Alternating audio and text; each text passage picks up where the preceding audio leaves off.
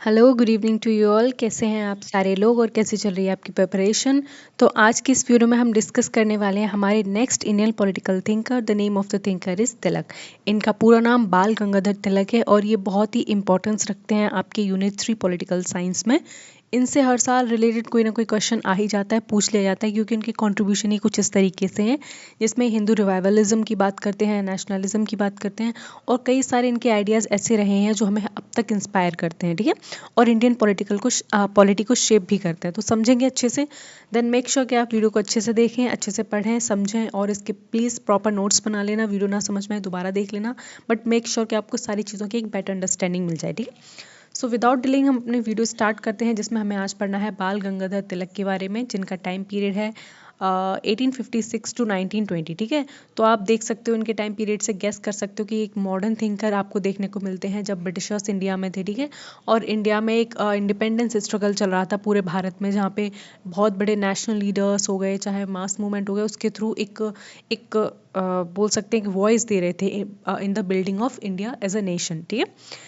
Popularly popularly known as Lokmanya Tilak. देखो, इनको ना लोकमान्य तिलक भी कहते हैं, मतलब लोग इनको इस नाम से ज़्यादा जानते थे, लेकिन आपको फुल नेम पता है, बाल गंगाधर तिलक इनका नाम था। इनके अगर प्रोफेशन की बात करें तो बाय प्रोफेशन ये एक टीचर भी थे, जर्नलिस्ट थे, नेशनल लीडर्स थे और पॉलिटिकल थिंकर भी रहे हैं, ठीक है। पॉलिटिकल थिंकर रहे हैं इसीलिए तो हम इन्हें पढ़ रहे हैं, साथ के साथ ये नेशनलिस्ट लीडर्स भी रहे हैं, क्योंकि इनके बहुत बड़े कॉन्ट्रीब्यूशन हमें देखने को मिलते हैं जब इंडिया को इंडिपेंडेंस दिलाई गई थी और इंडिया को किस तरीके से एक मास मूवमेंट में तब्दील किया, लोगों को एक डायरेक्शन दिखाई, तो उसमें इनका बहुत बड़ा रोल रहा था, ठीक है। इनके फेमस कोटेशन की अगर हम बात करें जिसके लिए बहुत ज़्यादा फेमस है, तो वो ये है, Swaraj is my birth right and I shall have it, ठीक है। ये इनका फेमस कोटेशन है, आपको इसको याद रखना है। हिंदी में ऐसे बोलते हैं कि स्वराज मेरा जन्म सिद्ध अधिकार है और मैं इसको लेकर रहूँगा, ठीक है। देन मेक श्योर कि ये आपको पता हो, क्योंकि इनके कोटेशन के ऊपर सवाल पूछ लिया गया है, बहुत बार पूछा गया है, ठीक है। देन इनकी अर्ली लाइफ और एजुकेशन को अगर हम डिस्कस करेंगे तो इनका जन्म 23 जुलाई 1856 को रत्नागिरी महाराष्ट्र में हुआ था, ठीक है। महाराष्ट्र बॉर्न है ये। एजुकेशन हुई थी इनकी, ग्रेजुएट हुई थी डेक्कन कॉलेज पुणे से।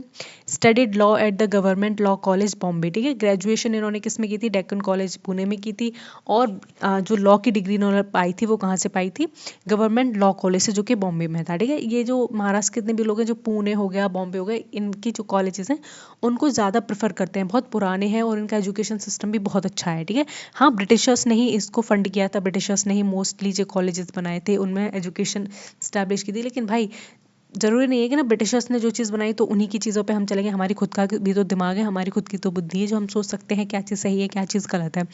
एंड इज़ ऑल्सो को founded the Deccan education society. अब आपको देखो, याद करने वाली जो चीज़ है वो यहाँ से स्टार्ट हो जाती है। ये आपको याद रखना है कि डेक्कन एजुकेशन सोसाइटी कब बनी थी? 1884 में बनी थी। और किसने बनाई थी? मतलब प्राइमरीली इन्होंने नहीं बनाई थी, एनी बेसेंट हो गए और भी हो गए, इन सारे लोगों के साथ मिलकर तिलक ने ये डेक्कन सोसाइटी एजुकेशन सोसाइटी को बनाया था। और फर्ग्यूसन कॉलेज बनाया था 1885 में। तो ये दोनों स्टेटमेंट है, आपको याद होनी चाहिए, ठीक है। And he believe that education is a tool for the national awaking. इनका मानना है कि अगर आप जितना से जितना एजुकेट हो पाओगे तो आप उतना ही अपने अंदर राष्ट्रवाद की भावना को जागृत कर पाओगे, जो कि बिल्कुल सही भी है। ये उस टाइम के लोगों से बहुत अर्ज किया करते कि आप अपने आप को एजुकेट करो, अच्छी शिक्षा लो, जिससे क्या होगा, आपके मन में, आपकी आत्मा में अपने देश के प्रति आवाज़ उठेगी, ठीक है। और उस आवाज़ से हम क्या करेंगे, एक कॉलोनियल जो हमें हडल्स मिले हैं, कॉलोनियल हमें जो पास्ट मिला है या फिर जो कॉलोनी बनाया है ब्रिटिशर्स ने, वो हमें छोड़ के चले जाएंगे और हमारे देश की बागडोर हमारे हाथों में होगी, ठीक है। इस तरीके से ये क्या करते थे, लोगों को बहुत ज़्यादा इंस्पायर किया करते थे, ठीक है।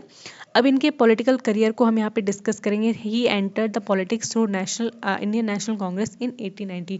तो ये बहुत ही पुराने लीडर हैं, ठीक है। 1890 में उन्होंने इंडियन नेशनल कांग्रेस को ज्वाइन किया था। आपको अच्छे से पता है कि उस टाइम भारत में सबसे बड़ी पॉलिटिकल पार्टी थी तो वो सिर्फ कांग्रेस थी। कांग्रेस के अलावा छोटी मोटी पार्टियां थी, लेकिन उनकी वॉइस इतनी नहीं थी, जो कि हम उनको सिलेबस में पढ़ें।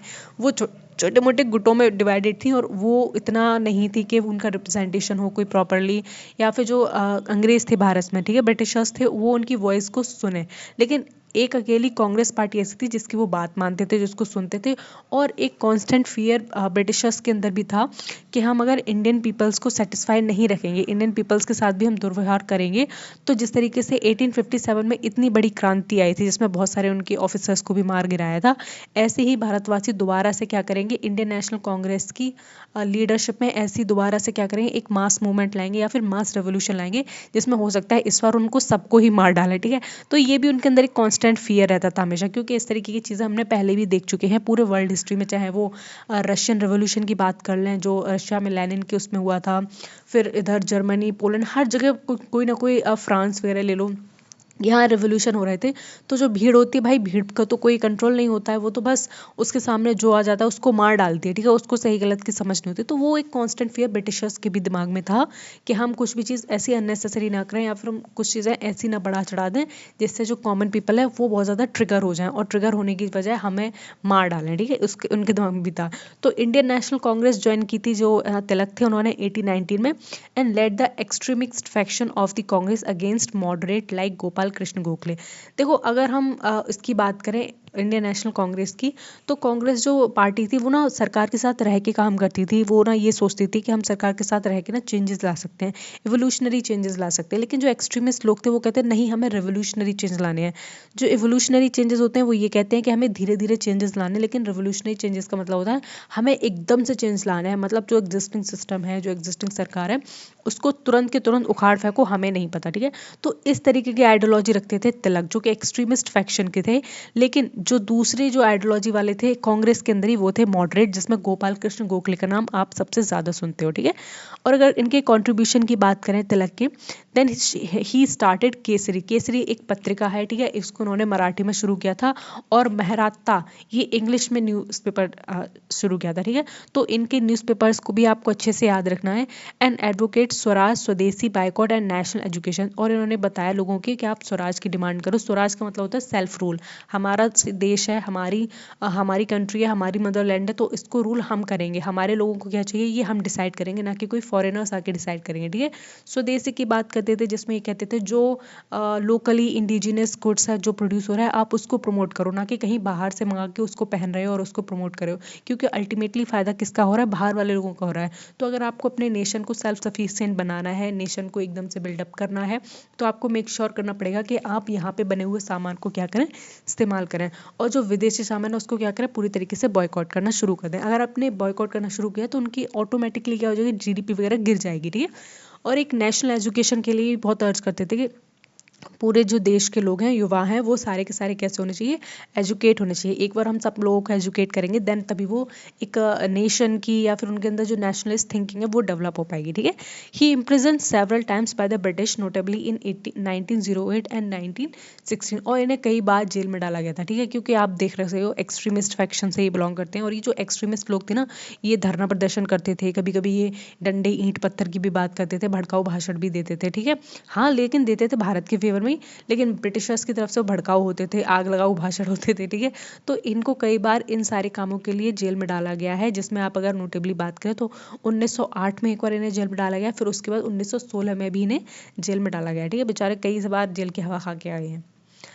नेक्स्ट, अगर इनके पॉलिटिकल आइडियोलॉजी और पॉलिटिकल फिलोसफी की बात करते हैं, तो Tilak ideas combine Hindu revivalism with the modern nationalism. देखो, जो तिलक थे ना वो ये चाहते थे हिंदू का रिवाइवलिज्म हो। मतलब हिंदू रिवाइवलिज्म का मतलब होता है जो हमारा हिंदू धर्म है, ठीक है, उसके टेक्स्ट हो गए, उसकी टीचिंग्स हो गई, उसके मोरल इथिक्स हो गए, उनको हम रिवाइव करें, उनको दोबारा से पढ़ें, दोबारा से समझें, और उसी की तर्ज पे हम जो क्या है मॉडर्न नेशनलिस्ट की नींव डालें। ठीक है, जो राष्ट्रवाद है, आधुनिक राष्ट्रवाद है, वो किस नींव पे होना चाहिए, वो इस नींव पे होना चाहिए कि हम सब सारे लोग हिंदू हैं, हमारे हिंदू पर्व ये हैं, हिंदू एकता, हिंदू मतलब हिंदू हिंदू के आगे ये बहुत ज़्यादा क्या रहता है, इनका कोर सेंट्रल हिंदुइज्म रिवाइवलिज्म रहता था। ठीक है, इनके अगर कोर आइडियल्स की बात करें तो स्वराज की बात करते थे, सेल्फ रूल की बात करते थे, political independence as a natural right. इनका मानना था कि पॉलिटिकल इंडिपेंडेंस एक इंसान के नेचुरल राइट्स में आता है। ठीक है, इसमें किसी बाहरी का हस्तक्षेप नहीं होना चाहिए। स्वदेशी के लिए कहते थे इकोनॉमिक इंडिपेंडेंस होनी चाहिए किसी भी कंट्री में, और इंडिजिनस गुड्स का यूज़ करना चाहिए लोगों को। ठीक है, जो इस देश में प्रोड्यूस हो रहा है सिर्फ इसका इस्तेमाल करें, ना कि वो चीज़ें जो बाहर से ला के वो लोग इस्तेमाल करें, या फिर जो बाहर से जो कॉलोनी है वो इन सारे देश में क्या करिए गुड्स को बहुत ज़्यादा बोलते ना कि एक कॉन्सेप्ट होता है इकोनॉमी में, अभी याद नहीं हो रहा है, जिसमें क्या होता है कि जो विदेशी लोग होते हैं वो अपना सस्ता माल किसी दूसरे देश में भर देते हैं, और वहाँ का जो इंडिजिनस कल्चर होता है, इंडिजिनस क्राफ्ट होता है या फिर इंडिजिनस फैक्ट्री वगैरह होती है, वो पूरी तरीके ठप हो जाती है। ठीक है, तो वो एक कॉन्सेप्ट था ब्रिटिशर्स का, जो कि तिलक को बिल्कुल भी पसंद नहीं आया। ठीक है, नेक्स्ट हम देखेंगे नेशनल एजुकेशन की बात करते हैं, जिसमें ये कहते हैं एजुकेशन ऐसी बेस्ड होनी चाहिए जो इंडियन कल्चर को और वैल्यूज़ को बहुत ज़्यादा प्रमोट करे। ठीक है, इंडियन कल्चर की अगर हम बात करें तो वो डांस फॉर्म के थ्रू इंडिया को रिवाइवल करो, और इंडिया में किस तरीके से मोरालिटी की बात करी गई, वैल्यूज़ की बात की गई है, और जो फेस्टिवल्स हैं उनको बहुत बड़ा चढ़ा के बनाओ। ठीक है, हमारी एकता, अखंडता, इस तरीके की बात कौन करते हैं, तिलक करते हैं। ठीक है, और बॉयकॉट मूवमेंट की बात करते हैं, जिसमें ये कहते हैं कि ब्रिटिश के गुड्स का और इंस्टीट्यूशन का बायकॉट करो। देखो, ब्रिटिश के गुड्स की अगर हम बात करें तो वहाँ से जितने भी कपड़े हो गए, पहनने की चीज़ें हो गई, कार, मशीन, वॉचेस, जितनी भी चीज़ें, सबको बॉयकॉट कर दो, और उनके इंस्टीट्यूशन को भी बॉयकॉट करो। इंस्टीट्यूशन समझ रहे हो, मतलब उनके बनाए गए स्कूल्स को बॉयकॉट कर दो, उनके बनाए गए कोर्ट हो गए, चर्चेज हो गए, स्कूल्स, कुछ भी हो गया, सबको बॉयकॉट करो। हमारे स्वदेश है, ठीक है, हमारा देश है, हम बनाएंगे, हम उसमें हिंदू कल्चर को पढ़ाएंगे। ठीक है, ये थोड़ी सी वैसी सोच रखते थे, थोड़ी कंजर्वेटिव सोच रखते थे। मुझे नहीं, एक्चुअली तिलक थे तो उस टाइम की बहुत बड़े आइकन थे, बहुत बड़े फिगर थे, लेकिन हाँ, इनकी सोच यही थी कि हम ना रिवाइवलिज्म के थ्रू बहुत ज़्यादा इंडिया को अवेक करेंगे, या फिर इंडियन पीपल को बहुत ज़्यादा जगा लेंगे। तो ये फिर इनके कंट्रीब्यूशन थे, पॉलिटिकल आइडियोलॉजीज थी इनकी, ये जो भारत को देना चाहते थे, हम वो समझ रहे हैं इसमें। ठीक है, कितना ये वर्क करी, कितना नहीं पड़ा, इसका नहीं पता, लेकिन हाँ, इनके जो आइडियाज़ थे उन्होंने कई सारी चीज़ों को प्रेजेंट शेप किया। जिस तरीके से महाराष्ट्र में आज कुछ फेस्टिवल्स मनाए जाते हैं इतनी धूमधाम से, वो इन्होंने शुरू किए थे। ठीक है, अगर इनके कॉन्सेप्ट को पढ़ा जाए कि इनके स्वराज का कॉन्सेप्ट क्या कहते हैं, स्वराज से क्या समझते थे, then Tilak swaraj means self government and self reliance. तो जो स्वराज का मतलब था कॉन्सेप्ट तिलक का, वो ये चाहते थे कि हमारे पास हमारी खुद की सरकार हो। ठीक है, जिस तरीके से सेंटर पे ब्रिटिश बैठे हुए थे, वो पूरे देश का क्या करते थे, वो पूरे देश को फ्यूचर डिसाइड करते थे, क्या होगा क्या नहीं होगा, हम क्या बनाएंगे। और सारे लोग जितने भी थे कांग्रेस में थे, उनसे ही बड़े नाराज़ रहते थे कि किस तरीके से मतलब ब्रिटिशर्स के आगे अपनी मुंडी झुकाए रहते हैं, और वो जो कह देते हैं बस उसको मान लेते हैं, ये गलत है। ठीक है, और सेल्फ रिलायंस की बात करते थे, एक ऐसे देश की ये परिकल्पना करते थे जो सेल्फ सफिशिएंट है। ठीक है, जिसको किसी के आगे भीख मांगने की जरूरत नहीं है, चाहे वो गुड्स के लिए, चाहे एजुकेशन के लिए, चाहे किसी भी देश के लिए। ठीक है, and he emphasise people right to participate in governance, और वो एम्फोसाइज करते थे कि पीपल का ज़्यादा से ज़्यादा पार्टिसिपेशन होना चाहिए, कितना, किसमें, गवर्नेंस में। मतलब वो किस तरीके से, जैसे हम पॉलिसी निकाल देते हैं या फिर हम कोई स्कीम होते हैं, हमें उसमें बढ़ चढ़ के पार्टिसिपेट करना चाहिए। ऐसा कौन कहता है, तिलक कहते हैं, ऐसा तिलक का विजन रहा है। ठीक है, and the national unity and self discipline as a foundation of swaraj, और वो कहते हैं कि अगर हमें स्वराज चाहिए अपने देश में, हमें सेल्फ गवर्नमेंट या फिर सेल्फ रूल चाहिए, तो हमें नेशनल यूनिटी पे सबसे ज़्यादा ध्यान देना चाहिए। पूरा का पूरा जो देश है, भारत देश, वो एकजुट हो जाए किसी भी एक चीज़ के लिए, और सेल्फ डिसिप्लिन हो, मतलब प्रॉपर तैयारी के साथ ही ये सारी चीज़ की जाए। ऐसा नहीं है कि आप अननेसेसरी इधर उधर भाग रहे हो और कोई भी चीज़ सही से नहीं कर पा रहे हो। ठीक है, तो बहुत अच्छा मैसेज देने की उन्होंने कोशिश की है। For Tilak freedom was not guaranteed बस सीज थ्रू स्ट्रगल। देखो, तिलक मानते थे कि जो फ्रीडम होती है, जो मतलब कि आज़ादी होती है, ये कोई ग्रांटेड नहीं होती, कोई तुम्हें आज़ादी देता नहीं है, तुम्हें आज़ादी लेनी पड़ती है या फिर तुम्हें आज़ादी छीननी पड़ती है। इस तरीके की बात कौन करते थे, तिलक करते थे, जो कि बिल्कुल सही भी है। हर कोई मतलब इंसान अगर इतना चाहो कि हाँ भाई लाओ तुम्हें आज़ाद कर दें, आ जाओ मेरे पास, ऐसे नहीं है। ठीक है, तुम्हें अपना हक कभी कभी छीनना पड़ता है दूसरों से। रिलीजन और कल्चर की रिवाइवलिज्म और कल्चरल नेशनलिज्म की बात करें, then he use Hindu symbols and festivals like Ganesh Utsav and Shivaji Jayanti to foster unity. देखो, क्या होता था कि जो तिलक थे वो बहुत ज़्यादा हिंदू कल्चर को और हिंदू रिवाइवलिज्म को क्या करते थे, फोकस किया करते थे, और वो इस तरीके से फेस्टिवल्स को मनाते थे पूरे, मतलब महाराष्ट्र की सड़कों पे गणेश चतुर्थी मनाया करते थे, शिवाजी जयंती को मनाया करते थे बहुत धूमधाम से, जिसमें ये एक मैसेज देना चाहते थे कि हम सारे भारतवासी क्या है, यूनिटी को रिप्रेजेंट कर रहे हैं। ठीक है, आज प्रेजेंट है, आप गणेश उत्सव और शिवाजी जयंती देखोगे ना, ये सारी चीज़ें ये वहीं से आई हैं। ठीक है, आज इतना धूमधाम से पूरी दुनिया भर में मनाया जाता है, दुनिया भर में नहीं, देश भर में मनाता है। सच बताऊँ तो उस टाइम ये किस लिए मनाया जाता, आप ये देखो, और आज हमने इसका क्या डायरेक्शन दे दिया है। अब पूरे देश में मनाया जाता है, लोगों को पता भी नहीं कि इसका क्या मतलब क्या महत्व है, क्यों शुरू किया गया था और किसने शुरू किया, लोगों को ये नहीं पता। बस लोगों को ये पता है कि गणेश चतुर्थी या फिर गणेश उत्सव मनाना है, लेकिन ये प्राइमरीली जो फेस्टिवल है वो महाराष्ट्र का है। ठीक है, वहाँ पे ये लोग मनाते हैं, और मुझे ऐसा लगता है कि गणेश उत्सव और गणेश चतुर्थी जो भी होती है, मुझे एग्जैक्ट पता नहीं है, उसमें ना तिलक को भी याद किया जाना चाहिए। भाई उनका इतना कॉन्ट्रीब्यूशन रहा है, अगर वो नहीं ये शुरू करते, ये परंपरा नहीं शुरू करते, तो शायद आज कहीं ना कहीं लुप्त हो जाती थी, ठीक है। क्योंकि देखो किसी भी सेक्ट को, किसी भी कम्युनिटी को या फिर कोई भी चीज़ हम शुरू करते हैं वो कब सर्वाइव कर पाती है, जब उसको मानने वाले ज़्यादा लोग होते हैं, ठीक है। उसको सर्वाइविंग हम देखते हैं, उसका सर्वाइविंग अप्रोच कितनी है, ठीक है। And Tilak saw religion as a source of moral strength for political mobilisation. और जो तिलक थे वो ये देखते थे कि जो धर्म है उसको एक मोरल स्ट्रेंथ की तरह हम यूज़ करेंगे ताकि हम ज़्यादा से ज़्यादा लोगों को मोबिलाइज कर सकें, ज़्यादा से ज़्यादा लोगों को अपनी तरफ कर सकें, ठीक है। एंड देखो धर्म भाई, सब धर्म बहुत ही ज़्यादा फ्रेजाइल चीज़ होती है मुझे लगता है। आज के टाइम में अगर मैं ऑब्जर्व करती हूँ चीज़ों को, आसपास देखती हूँ, लोग धार्मिक चीज़ों को लेकर इतने ज़्यादा मतलब इम्पेशेंट हो गए हैं, इतने ज़्यादा उनसे कोई कुछ कह देना इतने बहुत ज़्यादा मारने पीटने पे आ जाते हैं लोग, इतना टॉलरेंस, जीरो टॉलरेंस हो गया है धर्म वगैरह को लोगों। तो इसको ना अच्छी डायरेक्शन में यूज़ करना चाहिए, ठीक है। बहुत सारे लोग होते हैं, लीडर्स होते हैं, पॉलिटिकल लीडर, वो धर्म को ना ऐसे यूज़ करते हैं अपने वोट बैंक बनाने के लिए, ठीक है। वो चीज़ बहुत ही गलत है, क्योंकि जब आपको पता है कि लोगों की जो सबसे बड़ी वीकनेस है वो धर्म है, तो भाई उसको अच्छी चीज़ में इस्तेमाल करना चाहिए। And he advocate for the revival of Indian culture prior to resist colonial domination. और वो क्या करते हैं, इंडियन जो कल्चर है उसको बहुत अच्छे से क्या करते हैं, फोस्टर करने की कोशिश करते हैं और उस पर बहुत ज़्यादा प्राउड फील करते हैं। और इसी तरीके से वो जब प्राउड फील करेंगे, ज़्यादा से ज़्यादा लोग उनके साथ होंगे, तो एक मैसेज देंगे कि हम कॉलोनियल डोमिनेशन से बिल्कुल नहीं डरते हैं, कॉलोनियल डोमिनेशन को हम क्या करते हैं, रेसिस्ट करते हैं, रिजेक्ट करते हैं। ये इनका मैसेज होता था, ठीक है। अब यहाँ पे देखो थोड़ा सा हम एक्सट्रीमिस्ट और मॉडरेशन के बारे में थोड़ा सा पढ़ लेंगे, ठीक है। Tilak leadership radicalize Indian nationalism and inspired future revolutionary. देखो फ्यूचर में जितने भी रेवोल्यूशनरी थे, जिन्होंने मतलब जिसने रिवोल्यूशन करने की कोशिश की, रिवोल्यूशन समझ रहे हो ना आप लोग, कि मतलब सडन चेंज लाने की सोसाइटी में या फिर पॉलिटिकल स्ट्रक्चर में लाने की बात की, उनको बहुत ज़्यादा तिलक ने इंस्पायर किया, क्योंकि तिलक भी ऐसे आइडियाज़ को बहुत सपोर्ट करते थे, ठीक है। लेकिन तिलक एक एक्सट्रीमिस्ट थे, तो एक्सट्रीमिस्ट और मॉडरेट में क्या अंतर होता है वो चीज़ आपके लिए समझना यहाँ बहुत ज़्यादा इंपॉर्टेंट हो जाता है, क्योंकि तभी आप आगे ये चीज़ें समझ पाओगे। तो जो मॉडरेट्स होते हैं वो बिलीव करते हैं कॉन्स्टिट्यूशनल रिफॉर्म में। उनका मानना होता है कि जो संविधान बना है किसी देश का, हम उस संविधान में अगर धीरे धीरे रिफॉर्म्स लाएंगे, सुधार लाएंगे, तब समाज में सुधार होगा। लेकिन जो एक्सट्रीमिस्ट होते हैं वो कहते हैं नहीं, डायरेक्ट एक्शन होना चाहिए और मास पार्टिसिपेशन होना चाहिए। मतलब कि सिंपल सी बात है कि अगर इन्हें कोई चीज़ पसंद नहीं है तो तुरंत निकल आओ सड़कों पे, ठीक है। तुरंत डिमांड करो हमें ये पसंद नहीं है और तुरंत उस चीज़ को ख़त्म करो, ठीक है। ये एक्सट्रीमिस्ट कहते हैं। दूसरा है लॉयल टू ब्रिटिश क्राउन। जो मॉडरेट्स थे वो ब्रिटिश क्राउन थे या ब्रिटिश की जो सरकार थी उसके प्रति थोड़े लॉयल थे, लेकिन जो एक्सट्रीमिस्ट थे वो जब बहुत ज़्यादा रिजेक्ट करते थे ब्रिटिश अथॉरिटी को। तो अगर हम आप बहुत अच्छे से सोचें, आपकी पॉलिटिकल डेप्थ अच्छी खासी है, तो आपको पता होना चाहिए कि ब्रिटिशर्स ने हमें क्या क्या क्या दिया, ठीक है। बहुत कुछ दिया, हमें लीगल सिस्टम दिया है, एक एजुकेटेड इंडिया दे के छोड़ के गए हैं, ठीक है। तो उन चीज़ों को हम एकदम से नकार नहीं सकते, ब्रिटिशर्स ने भी हमें बहुत सारी चीज़ें दी हैं, ऐसा नहीं है। अगर हम कंप्लीटली ब्रिटिश की अथॉरिटी को नकारते, रिजेक्ट कर देते, तो मुझे लगता है कि आज भारत की जो स्थिति है, इतनी फोर्थ सबसे लार्जेस्ट इकोनॉमी बन गए, नहीं बन पाते। मतलब कोई तुम्हारे पास एस्पिरेशन नहीं है, कोई गोल नहीं है, कोई बहुत बड़ा लीडर नहीं है जो मॉडर्नाइजेशन की सोचे। क्योंकि हम इंडियंस कैसे थे सारे लोग जानते हैं, ठीक है। क्योंकि अगर हमें इतना ही ज़्यादा वो करना था, इकोनॉमिक ग्रोथ करना था, प्रोग्रेस करना था, तो हम ब्रिटिशर्स के आने से पहले भी कर सकते। लेकिन समाज में सबसे ज़्यादा कुरीतियाँ किस में फैली होती है, समाज में फैली होती है। और ब्रिटिशर्स के आने के बाद समाज को बहुत ज़्यादा सुधार मिला, हद तक सुधार मिला, ठीक है।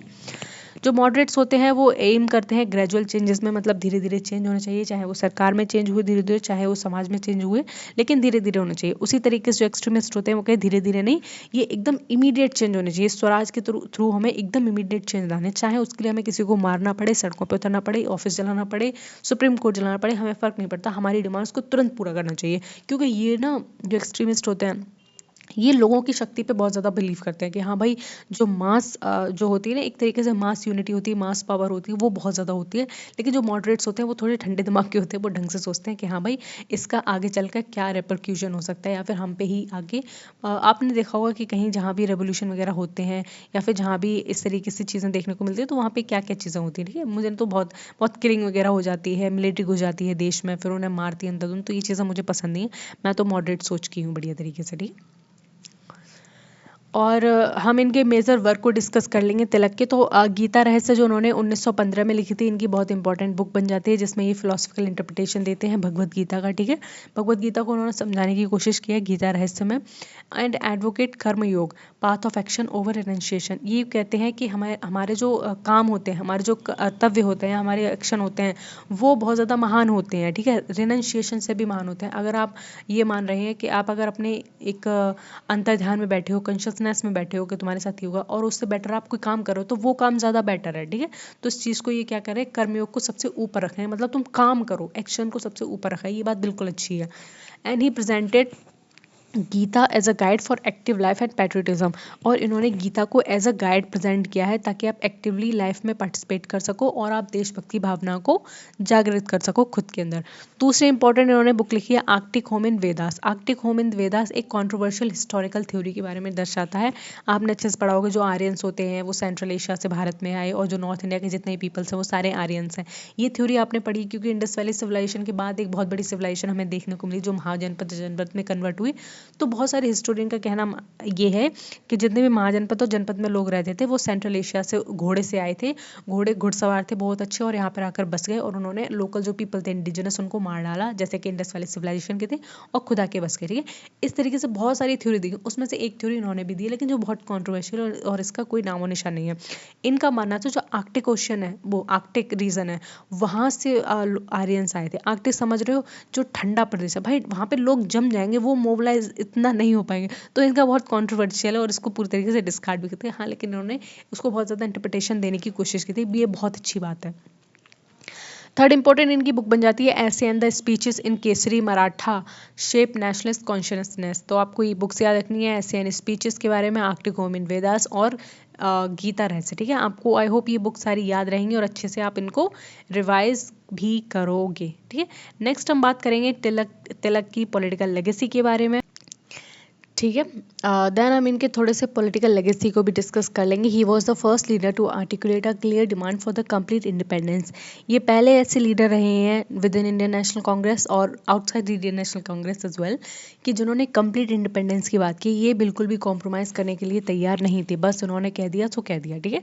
इनको चाहिए थी कंप्लीट इंडिपेंडेंस, और जितने जल्दी से जल्द भारत छोड़ जाए ब्रिटिशर्स उतना उनके लिए बेहतर होगा। इन्होंने क्लियर उनको चैलेंज दे रखा था, ठीक है। इनके जो विचार थे बाद में चल के बहुत सारे लोगों को इन्होंने इन्फ्लुएंस किया था, जिसमें से महात्मा गांधी बहुत आगे आते हैं, जिसमें महात्मा गांधी को आप देखते हो मास मोबिलाइजेशन का काम करते हैं महात्मा गांधी, ठीक है। ये ऑब्वियसली महात्मा गांधी से बड़े थे और उनकी डेथ भी आई थिंक पहले ही हो गई थी, हाँ 1915 आप बात डिस्कस कर रहे हो।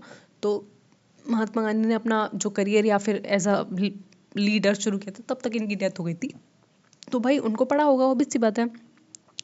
तो जो महात्मा गांधी ने बाद में चल के मास मोबिलाइजेशन का जो एक बढ़िया तरीके से प्रपंच जो होता है जो रचा था, जिस तरीके से पूरे भारत को नॉन कॉपरेशन मूवमेंट में और क्विट इंडिया मूवमेंट में पूरे भारत को साथ लेकर आए थे, तो ये आइडिया कहते हैं तिलक का था।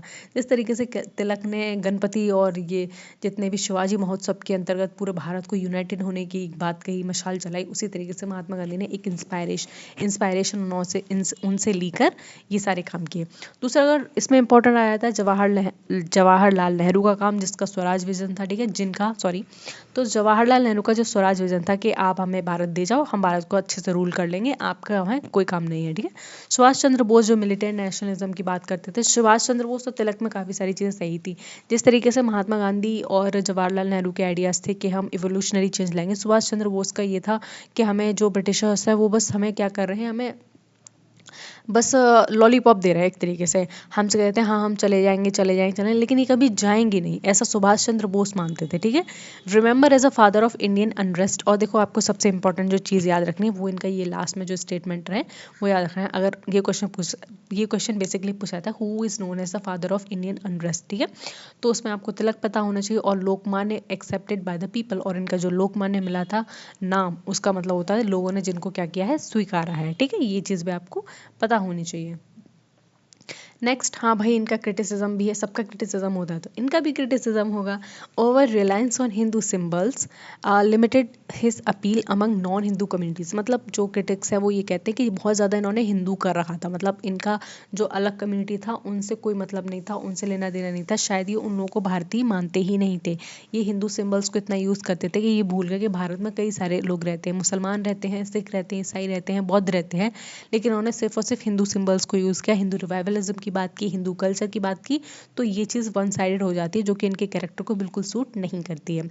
And critic says his nationalism has revivalist and religious undertone, और जो कहते हैं जो क्रिटिक्स हैं वो ये कहते हैं कि इन्होंने जो एक एक तरीके से जो नेशनलिज्म होता है, राष्ट्रवाद की आड़ में इन्होंने सिर्फ और सिर्फ धर्म को आगे बढ़ाने की कोशिश की। मतलब इनका ये था कि राष्ट्रवाद तो चल रहा है, उसके साथ साथ ना एक धर्म को इतना उठा दो कि बाकी सारे धर्मों की आप मान्यता या फिर सेकुलरिज्म का जो आइडिया है उसको कम्प्लीटली क्या करो, नीचे धकेल दो। इस तरीके के इन पे एलिगेशंस भी लगते हैं। Yet he remains a Pioneer of assertive nationalism and mass awakening. Still इनके इनके जो कॉन्ट्रीब्यूशंस हैं या फिर इनके जितने भी इन्होंने भारत को दिया है, चाहे वो मास मोबिलाइजेशन का एक कॉन्सेप्ट हो गया, चाहे नेशनलिज्म अवेकनिंग का कॉन्सेप्ट हो गया, वो बहुत ही ज़्यादा क्या है, बहुत सही है, बहुत अच्छा है और हमें बहुत ज़्यादा हेल्पफुल भी रहा आगे चल के। ठीक है, सो आई होप आपको ये वीडियो अच्छी लगी होगी, समझ में आई होगी। अगर नहीं समझ में आई देन मेक श्योर दोबारा वीडियो देख लेना, दोबारा समझ लेना। इससे आगे ज़्यादा आपसे पूछेंगे नहीं, जितना इंपॉर्टेंट था मैंने सब पढ़ा दिया है। और अगर हाँ, नोट्स बना लेना, प्रॉपर बुक्स देख लेना इसकी, और इनके आइडियाज़ को बहुत पूछा जाता है तो आपको आइडियाज़ इनके पता होने चाहिए। ठीक है, और ठीक है, मिलते हैं कल नेक्स्ट हमारे थिंकर के साथ। तब तक पढ़ाई करते रहो और खुश रहो।